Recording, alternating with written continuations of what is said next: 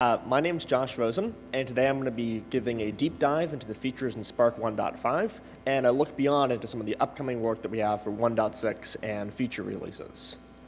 I've been a longtime contributor to the Spark project. I began my work with the project when I was a grad student in the AMP lab at UC Berkeley. I'm currently working for Databricks as a software engineer, where I work on Spark Core, SQL, PySpark, and many other components of the stack. Here's a photo of me actually introducing PySpark in AMP Camp 1, just to kind of give a sense of how long I've been working on this stuff. So my employer, Databricks, was a startup that was founded by many of the Spark creators from the AMP lab. We offer a hosted service for running Spark on EC2 that has interactive notebooks in your web browser, dynamic plot visualizations, easy cluster management, and scheduled jobs. And we have a 14-day free trial if you want to check this out. Just because I know there may be a lot of academics in the audience, I want to also mention we have an academic access program that you can check out for instructors or research. In this talk, I'm going to begin by giving a brief introduction to Spark SQL and the new data frames API. I'll then give an overview of Project Tungsten, this performance optimization effort that Jan alluded to. Most of this is landed in Spark 1.5, but this work continues into Spark 1.6 and future releases. I'll give a brief tour of some of the other new features that we have in 1.5 and a preview ahead at what you can expect in Spark 1.6, which should probably be out by the end of the year. So Spark SQL, which is most of what I'll talk about today, is part of the core Spark distribution since Spark 1.0. And sort of no matter how you measure it, it's one of the most active components of the project, either by number of commits or number of distinct contributors. Spark SQL allows you to run standard SQL queries or HiveQL queries on top of Spark. And you can run this alongside an existing Hive deployment or to replace one. So it has lots of interoperability of tools that people are already using. What's great about this is you can actually connect many tools that speak SQL to your Spark cluster using Spark SQL. For instance, you can connect Tableau or other sort of business intelligence tools and use Spark to run those over massive data sets. Spark SQL has native bindings in all of the languages that we have Spark for, including Python, Scala, Java, and R. But a key point that I want to emphasize is that even though SQL is in the name, Spark SQL itself is not just about standard query language queries. In Spark 1.3, we introduced a new API called data frames. And a data frame is a distributed collection of rows which have associated schema with them.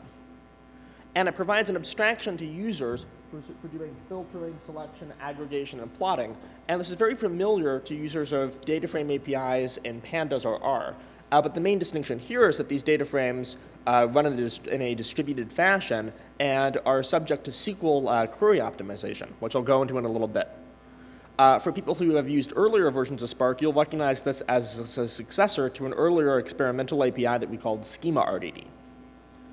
And data frames have a lot of nice advantages. A major advantage of them is letting you write less code. So here we have some code written on the RDD API for computing an average. So here our data is in a tab-separated text file, and we split each line into a key-value pair, and for each key, we compute the average. And you have this kind of big, messy Lambda functions. This sort of workload is very easily expressible in SQL if your data has already been given a schema. Like I just say select name, average age from people, and it's very natural. Using the data frames API, we have a very similar programmatic API for doing the same thing. Here I can basically create a data frame from a SQL table that's named people and do that grouping and aggregation. And it's a very natural API. And again, this API looks very similar across all of the languages that we support. In addition to writing you less code for doing your actual data transformation, Spark SQL makes it very easy to interoperate with data sources that have a notion of schema. Spark has many built-in data sources for reading common formats like JSON, Parquet, ORC, various forms of text files. But we also have a stable extension point so you can plug in a third-party data source that can take advantage of many of the optimization opportunities that the built-in ones have. So there's many of these available for connecting for things like Avro, Redshift, various CSV formats, and stuff like that. There's actually an index of these at sparkpackages.org that has a big directory of sort of third-party integrations for connecting to different data sources. And to provide an example of just how much boilerplate that this API can save you, here's an example of loading data and data frames using these data sources APIs. So here I have a bunch of data that came from a text file, which contains some JSON data, and I want to read that in and do something with it, and then save it back out to Parquet. And you can see in the slide here, I have dataframe.SQL context.read and dataframe.write to sort of enter the reader-writer interface. I can specify different configuration options to say how the data should be loaded. For instance, for JSON, how much of the data should I sample to automatically infer the schema and types? Or in the case of Parquet, I can say, how should I handle partitioning? How should I handle the presence of existing data when saving? And then to finish things off, you actually just specify where to save it. So this is a very convenient API. So in addition to letting you write a lot less code, data frames have major performance improvements too. As you'll see from this graph, which is just taking a look at the time to aggregate 10 million integers, a fairly simple query, you'll see that for the data frame APIs across all of the supported languages, we have about the same runtime, which beats that of the RDD API. And to sort of give it a little bit of intuition for what's going on here and why we have these sort of fast and stable across language performance results, I want to point out how Spark SQL actually executes queries. In Spark SQL, whether your query is specified using SQL syntax or as a data frame, these get compiled into a logical plan that understands the data types and the operations involved in your query. And this plan goes through multiple phases of optimization, like it would in a traditional database, where we take that logical plan, do various logical optimizations, physical planning optimizations, until at the very end, we compile it down to an RDD execution plan that Spark actually runs. And this common execution pipeline and intermediate representation shared across all languages means that these performance improvements apply to all of those APIs. So speaking of performance, I want to kind of move on now to take a look at Project Tungsten, this major performance optimization effort that started in Spark 1.4 and has spanned all those subsequent releases. The goal of Project Tungsten is to prepare Spark for the next 5 years of software and hardware trends. If you kind of look at the hardware landscape over the last few years, you'll see that we've had orders of magnitude increase in storage system performance, in network performance and bandwidth. We see solid-state disks being deployed. 10 gigabit Ethernet is increasingly common. But one area that we've seen proportionately less improvement is in raw CPU processing time. And as a result, there's a lot of workloads for which CPU efficiency has become a bottleneck instead of the more traditional I/O costs that we're used to dealing with. And the goal of Project Tungsten is to attack these bottlenecks head-on via optimizations in Spark. The main sort of pillar of this optimization is manual memory management and data structure layout, which I'll talk a little bit about in the next few slides. We also make heavy advantage of runtime code generation to remove many JVM bottlenecks and get very efficient code, sort of rivaling what you might write by hand. Finally, there's many optimizations throughout the individual query operators, aggregation, sorting, hashing, things like that, which combine to add up to very, very big end-to-end improvements. And just to run through that, in Tungsten, we're taking a look at all of the building blocks of query processing in sort of a bottom-up fashion, all the way from data representations to network layers to the actual join operators themselves, and looking at them from a performance perspective. And I want to just pause to note that many of the optimizations that we're doing are deeply steeped in traditional database systems research and principle. So a lot of these ideas are not fundamentally new. So just to dive right into this first point, data representations, the sort of foundation for understanding the rest of what we've done. I want to talk a little bit about how Java objects are used in Spark and what this sort of means from a memory and performance standpoint of view. So traditional Java objects have two key downsides, space overheads and garbage collection. In terms of space overheads, if you take a look, in many cases, at the size of the actual data itself, say you're dealing with some strings, you have some UTF-8 bytes, you're dealing with sort of a compound record of a bunch of columns, you have just the data for those columns, you'll find that if you represent this naively as Java objects, it ends up taking significantly more space. In some cases, hundreds of % overhead and waste. And the reasons for this sort of are many-fold, but it can actually add up, and I'll show you a little bit more on the next slide. In addition, in many big data applications, if you have literally tens or hundreds of millions of Java objects in your heap, this wreaks havoc on Java's garbage collection heuristics. And this may manifest itself as very, very long GC passes, out of memory errors. It's sort of a big problem. So in Tungsten, we sidestep both of these issues by sort of stepping aside from the memory safety of the Java object model and choosing to actually lay out data by hand in large regions of managed memory. So much like you would in C or Java, we're doing sort of struct packing, laying out the memory ourselves. And that extra control unlocks a lot of other optimizations, and it gives us these space and GC improvements. Sort of to look at this more concretely and look at sort of space overheads, let's consider a simple row object, a building block of row-oriented query processing. So here I have a row with 3 columns, 1 integer and 2 strings, and my example row is 1, 2, 3 Databricks. And if we were to represent this sort of naively as a Java object graph, it's probably at least 5 objects. We'd have an array with 1 slot for each column, and inside of that array, we have 1 object for each value, and those have their own object overheads. So you wind up with a graph or a single row of very, very many objects. You have lots of space overheads because each of them has a high overhead. And another somewhat more subtle problem, if you want to compare 2 of these rows for exact equality, if you want to hash them as a building block of another algorithm, you now have to sort of walk this multi-object graph, and it's an expensive process. So let's consider a more efficient representation of this very same data and take a look at how in Tungsten we choose to encode this. So in Tungsten, we actually have a manual row layout that looks something like this. Our row is divided into 3 different segments. We have a region of bits at the front, a bit set for tracking whether fields are null or not. For numeric columns, basically any numeric type from a long, a short, and end to double, we have a fixed length section where for each value we store 8 bytes and we just store their small values right there.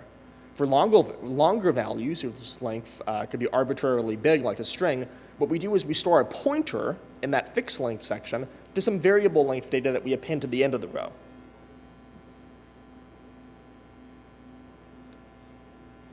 And the nice thing about this is all of the data for the row is laid out contiguously in memory. So if we want to hash 2 rows, we're just hashing sort of opaque bytes. It's very fast. If we want to compare 2 rows for equality, we're just doing 2 linear scans through memory. It's pretty efficient.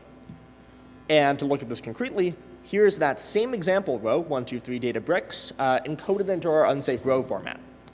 And here we have a null tracking bitmap at the beginning, and because all of the columns are present, it's just empty. The 1, 2, 3 value, because it's a small number, is just stored immediately in len.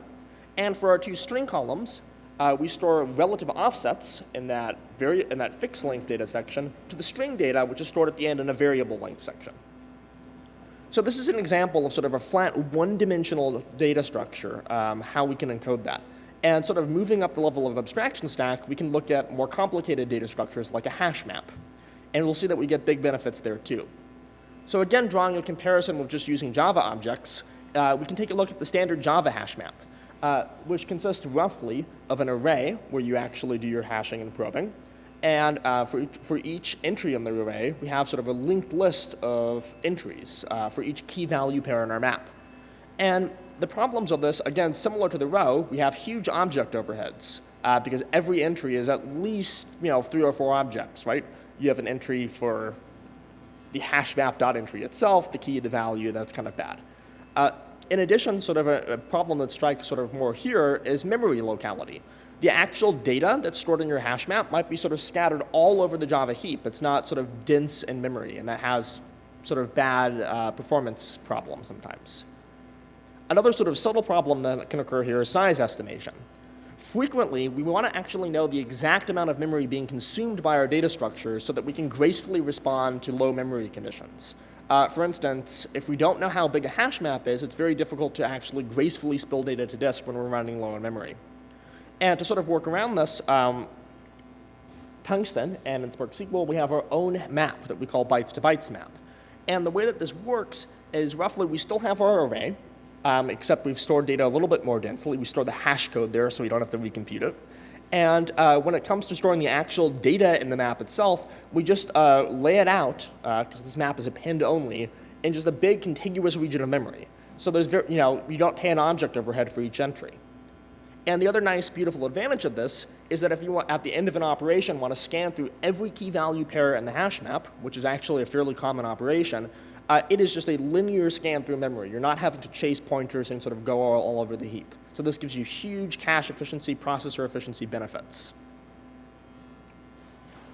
Sort of moving on to look at another class of optimization that we've done in Tungsten, I want to look at code generation. So expression evaluation is a major part of query processing.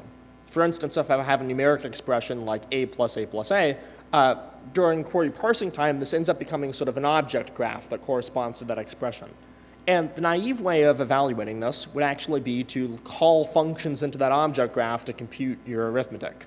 And of course, this is going to be extremely slow, right? Because for each value, you have all of these virtual function calls, you have all of these very hard to predict branches, you're creating and boxing objects all over the place. It's fairly inefficient. Now, if you were to write this by hand, of course, you just write a plus a plus a, and it would compile down to efficient Java bytecode, and that would be that. So in Spark SQL, what we've gone ahead and done is implemented runtime code generation, where we will actually generate efficient code that rivals the performance of what you would get by hand, but happens automatically in a matter of milliseconds during query processing. Now, this code generation has existed in earlier versions of Spark 2, but we've actually dramatically improved it in Spark 1.5. When it comes time to do the actual code generation, we've swapped out the compiler engine used to compile that code that's given order of magnitude speedups, which can make a difference for very low latency queries. In addition, beginning in Spark 1.5, we have a giant library of built-in functions. And for all of these, we have very efficient code-generated implementations. And what's great about these is you can actually use these in place of like a user-defined function in your data frames code and see huge performance benefits because we can run the super optimized code-generated version. So for instance, in this example that I have here, both in Python and Scala, we have some dates and we're filtering them based on this function. Yesterday is the day before the current date, and current date is a built-in function. And this actually gets compiled down into an efficient sort of logical plan, which gets emitted into very, very efficient code, no objects being created. It's great. So sort of moving a little bit up the abstraction stack to look at other optimizations that we've done. Aggregation is a major building block of a lot of analytics queries, and we've done many optimizations there on 1.5. Probably some of the biggest changes are that we've done a major refactoring of the internal aggregate interfaces, which allows us to use new operator implementations that more gracefully respond to memory pressure. So in the next slide, I'll show you an example of a new aggregation operator that's based on our Tungsten hash map that I showed you. And what's great about this is that when we run out of memory, it'll gracefully spill data to disk instead of ooming. So to look at what this actually looks like, here we have a diagram of the life cycle of incoming records to our aggregation operator. So like the previous operator, when a record comes in, we probe it against an in-memory hash map to see if there's a match. If there is, this hash map where we're storing the running totals of our aggregation, we do an in-place update. And what's cool about this, recall that in that hash map, all the data is serialized just raw bytes in that Tungsten format. And when it comes time to actually update our aggregates, we don't allocate any objects, we don't swap any rows, we just reach right into that region of memory, overwrite those integers or those running totals. So it's very efficient, no objects being created. Now, if our size estimation, our very accurate size estimation, because we know how big everything is, because we laid it all out by hand, if that estimation says that we're running low on memory, we'll actually take the data that's in memory, sort it by key, spill it to disk, and start over and keep going. And over time, we will have accumulated a lot of these sorted, partially aggregated runs on disk. And once we've seen all of our input, then we'll take these sorted things and very efficiently merge them together and take those partial aggregates and do the final aggregation at that point. And this basically lets us scale up to arbitrarily large numbers of keys in any task without running out of memory. And just one point I want to underscore here, which is that, of course, if all of the data happens to still fit in memory and we didn't need to spill, we won't spill preemptively. So I mentioned sorting in that slide. We've also optimized the process of sorting, an operator in its own right, and also a building block in terms of aggregation. So one of the major changes that we've done to sorting is something called a prefix sort. And they kind of provided some intuition for what that looks like. If you consider a naive basic sorting algorithm, it looks something like this. You have an array which stores pointers to the objects that you're sorting. And your sorting algorithm operates, in some sense usually, by looking at pairs of items and saying, what is their relative ordering? And usually the way that this works is you grab both items, you go and you look at the actual items themselves, and you directly compare those two items for ordering. Now the problem is those two items can be located in just completely random regions of memory, and that comparison, chasing those pointers, comparing those records, kind of expensive. And the thing is, in many applications, you don't have to look at the whole record to determine relative ordering. If I have two rows, Alice and Bob, I only have to look at the first character of each of their names to determine the relative ordering. So a prefix sort intuitively is a way of taking advantage of that optimization to do fewer full comparisons. So in our array, where we're storing pointers to what we're sorting, we actually store a bit of additional information, part of the key, or a subset of the columns that are being sorted on. And if we can, we do comparisons on those first. If that comparison says this record is definitely before that one, we don't actually bother to dereference the pointers and actually compare those full records. And the nice thing about this is it gives you very big cache efficiency improvements. You're not searching over memory in a random fashion. Now, of course, so we've gone ahead and done this in Spark SQL in our new sorting implementation. And of course, we've optimized other parts too. The actual comparison of two records itself goes through that aforementioned code generation, so that's much faster. We've optimized a lot of compression and serialization things too, so we can sort directly on compressed data. So using this, we actually built an external sort that, similarly to the aggregation pipeline, gracefully deals with running out of memory. And again, it's a very similar idea. We operate in memory as long as we're able to, sort of doing an in-memory sort. If memory pressure is low, sort what we have, spill it to disk, and then merge it together at the end.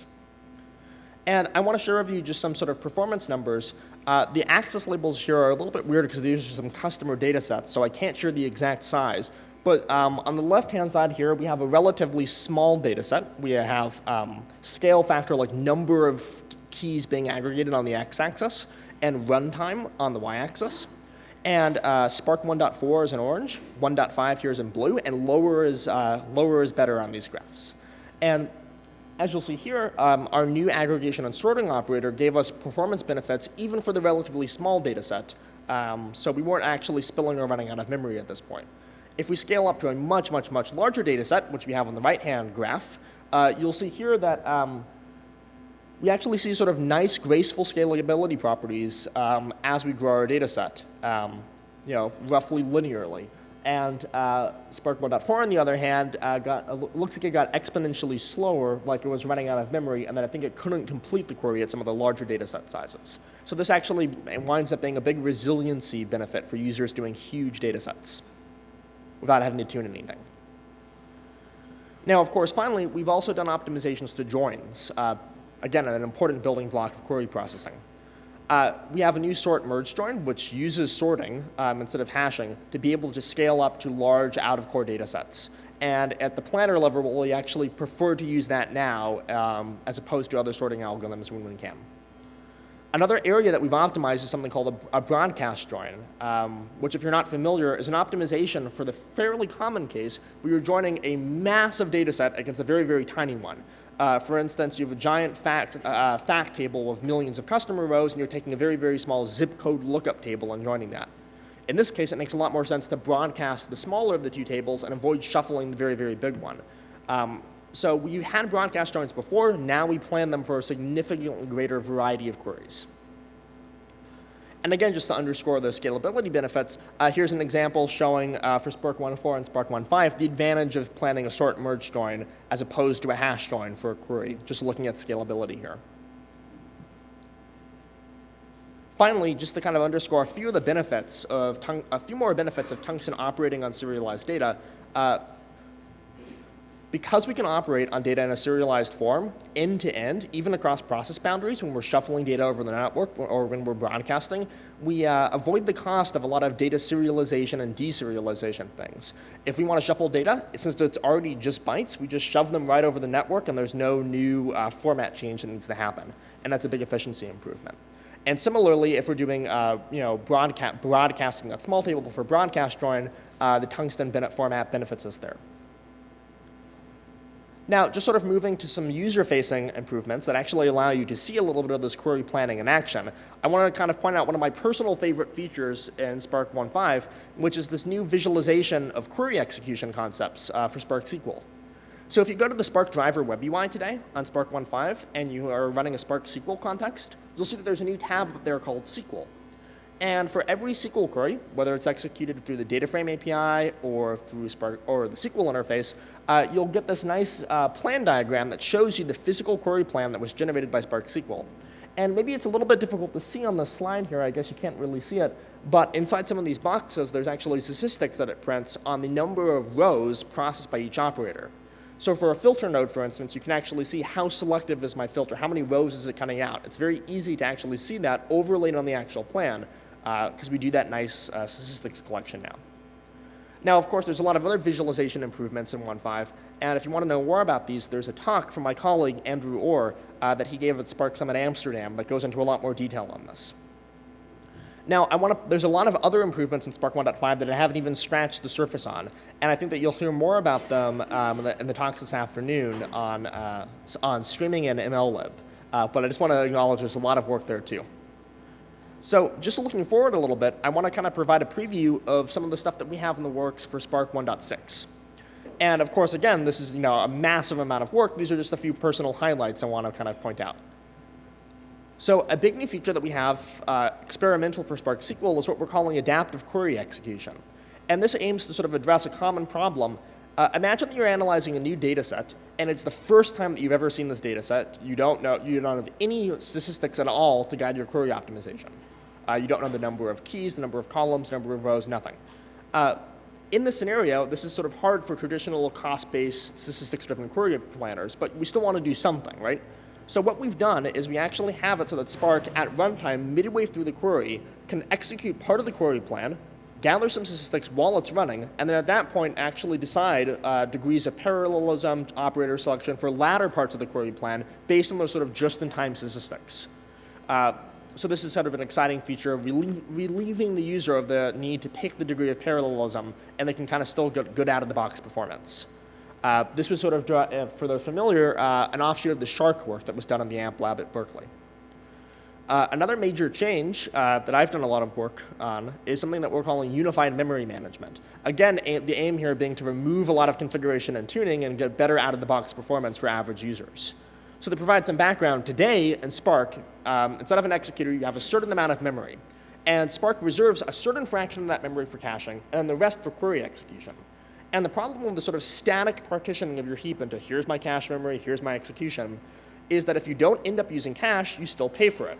Or on the other side of the coin, if you end up caching a lot of data and needing very little query execution memory, you don't have it if you haven't configured it in advance. So in 1.5, we actually break down the static wall between these two regions, and Spark can kind of dynamically grow and shrink them in response to demand.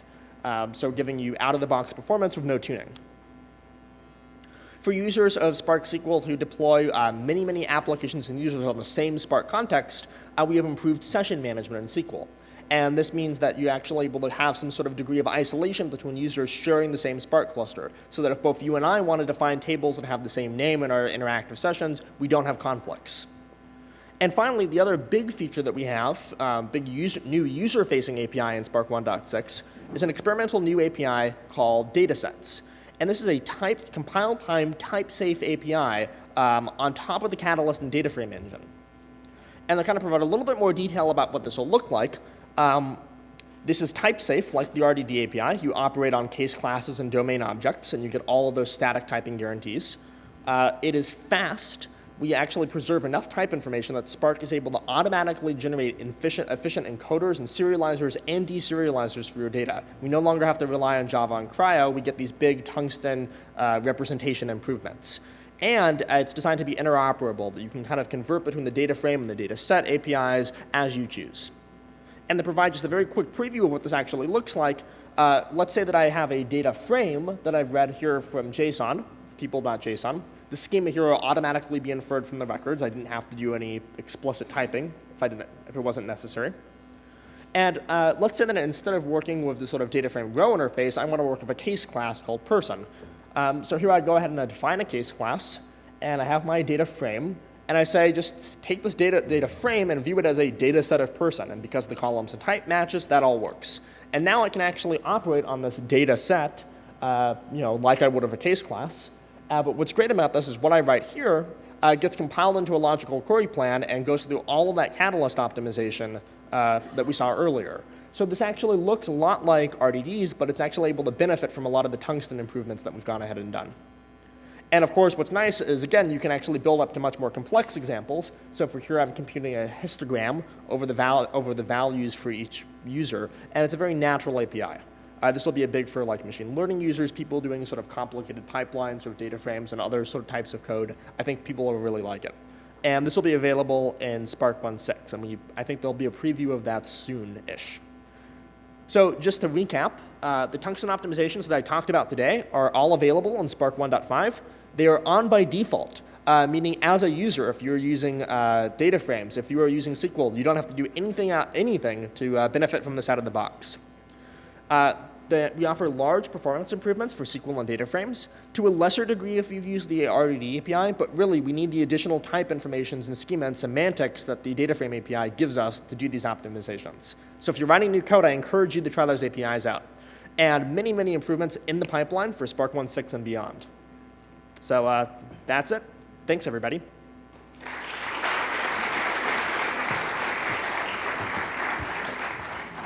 Thank you, Josh. We have 1 or 2 minutes to take some questions if you want.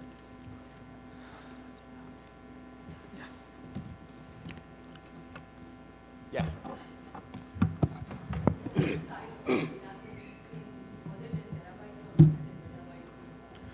Those were relative scale factors.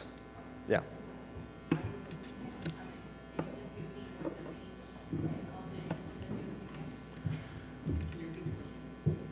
Oh yeah, the question was about on those graphs, the scale on the x-axis. And I believe that those data sets are from some customer data sets, so I don't have the exact numbers, but those are relative scale sets. So as you progress in each increment, it would be like X times bigger than the previous. I think we were running on the order of like, hundreds of gigabytes on the right graph. Thank you. Do we have time for any more? Or? We have time for 1 more question. I'll be around afterwards too if folks want to mingle and chat. So. I have a question specifically about the integration with the JDBC driver or SQL. Yeah. You mentioned that there's a lot of optimizations that are done in terms of a planner. Have you ever thought about spilling some of those optimizations down to like the actual SQL layer if you're interacting with the database? Yeah, that's a good question. Yeah, so we actually do a number of optimizations there. For instance, if we're talking to an external JDBC data source, we will push down filters, we'll push down column pruning. There's some work looking at pushing down more complicated fragments of the query plan too. It's a little bit tricky depending on the different semantics and support of different databases, but it's something we've thought about. I can chat a little bit more offline too if you want to know technical details about how these filtering and scanning optimizations work. Thanks. Let's thank the speaker one more time.